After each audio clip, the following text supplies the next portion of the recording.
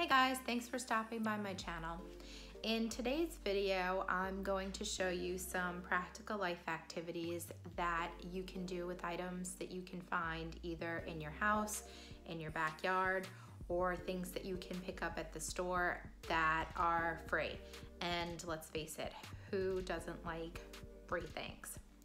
So the reason that I'm doing this video is maybe you're a mom out there and you've been interested in Montessori, but you don't really know where to start. And this video is a good guide to show you where you can start, because you can totally do Montessori activities with things that you have around your house. Your child doesn't have to go to a Montessori school. You don't need to pay, a ton of money in tuition for your child to go to a Montessori school in order to experience Montessori activities. So if you follow along, I will show you how you can put some things together. Okay, the first activity I'm going to show you is a hand transfer activity using rocks that I literally just found in my backyard. They were part of some landscaping, so I'm just going to go ahead and put those in a bowl. Now you can use any kind of glass bowl that you have in your kitchen. I'm sure you have some kind of a cup, a bowl, anything will do to hold the little stones that I found in my backyard. So now all the child is going to do, they're just going to one by one place them into the other cup, remembering to go from left to right. So this is again just a little demonstration. You're going to go very slowly. You're going to encourage the child to go slowly as well. And when they're finished putting all the rocks into the right side container, they're going to switch hands and they're going to transfer them back into the bowl or container on the left-hand side. Now, an extension to this activity or an add-on would be to have the kids go find something in the backyard to use. They could find rocks, they could find pine cones, they could use leaves. Anything outside in nature will do. Again, free activities is our goal. All right, so for the next activity, I want to show you a pouring work. And I scoured my pantry. I literally could have used anything. I found some quinoa, there were some beans in there was rice, just a bunch of different things. I picked rice. Pick whatever you would like your child to pour. All right, easy peasy. You can use 2 cups, 2 containers, whatever you have available. You're gonna put the item of your choice in the container on the right, and you're just gonna demonstrate how to pour it into the opposite container. Reminding the child, move my hand out of there, reminding the child to go slowly.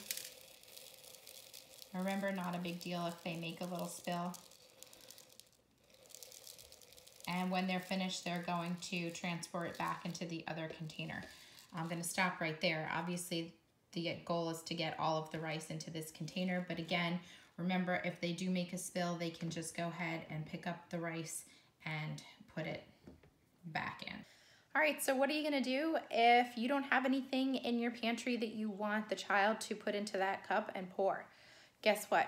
You can use water. Water works great. Kids love playing with water. They can do this activity outside if it's a nice day.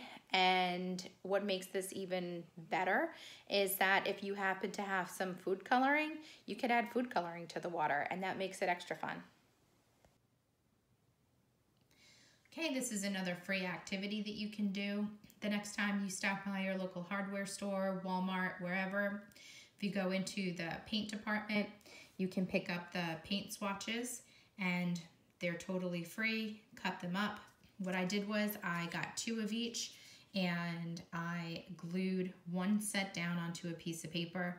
The other set I put into a container over here, and we're just gonna have the child go down and match the colors. So this is Pretty easy. They're going to put it right next to the color. And how I laid mine out, I put the primary colors up at the top and then secondary colors down at the bottom. You can do it however you like. Now, in the paint department, sometimes they also have the swatches that are graded by color. So they might have like the darkest color at the top, lightest color at the bottom. You can go ahead and cut those apart as well. And what you can have your child do is you would mix up, say you have a swatch of blue, different shades of blue, and you can ask them to actually lay them out from darkest down to lightest. That's just an extension of this activity, but it's also free. All right, for the next activity, we're gonna look at sorting silverware. Pretty easy, just go into your kitchen, grab a handful of assorted spoons, knives, and forks. Clearly, you don't have to be an artist. You can just use a piece of paper for this activity. Again, these are things that you're going to be doing in your house. I'm assuming that you're not an actual Montessori school. If you were, you would probably be putting this on a tray and possibly using an actual silverware container or a silverware holder. So for this purpose, again, we're looking at free activities. So you're just going to draw these items on a piece of paper. So exactly what I said, the kids are just going to sort the silverware onto the piece of paper. And just pretty simple, just matching and finding where each piece goes.